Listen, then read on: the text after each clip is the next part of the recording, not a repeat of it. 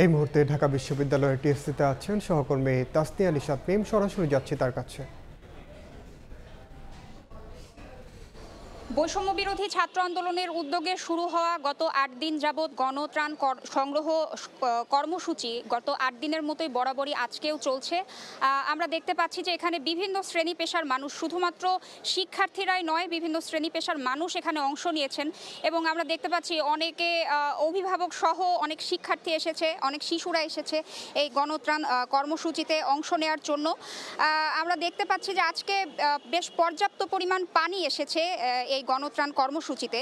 শিক্ষার্থীদের সাথে কথা বলে আমরা যেমনটি জানতে পেরেছি, এই গণত্রাণ কর্মসূচিতে এই পানিগুলো সরবরাহ হয়েছে বিভিন্ন ব্যক্তি উদ্যোগ থেকে। বিভিন্ন কোম্পানি এই পানিগুলো সরবরাহ করেছেন। এছাড়াও বিভিন্ন দোকান থেকে অথবা বিভিন্ন প্রতিষ্ঠান থেকে তারা এই পানিগুলো সরবরাহ করেছেন।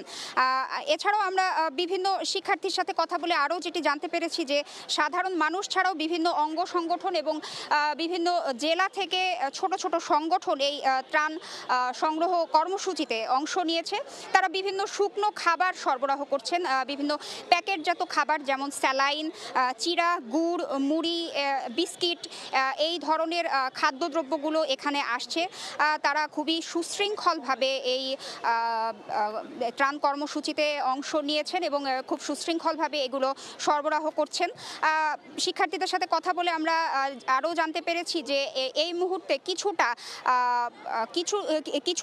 গবাদি পশুর খাদ্য সংকট দেখা দিয়েছে, যেহেতু পূর্বাঞ্চলের বিভিন্ন জেলায় বন্যা পরিস্থিতির কিছুটা উন্নতি হয়েছে এবং যেগুলো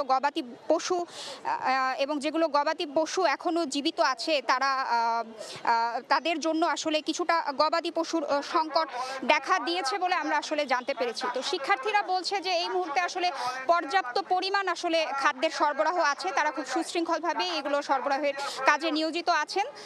এই ছিল আমার কাছে টিএসসি থেকে গণত্রাণ কর্মসূচির বিস্তারিত। সরাসরি যুক্ত ছিলাম টিএসসি।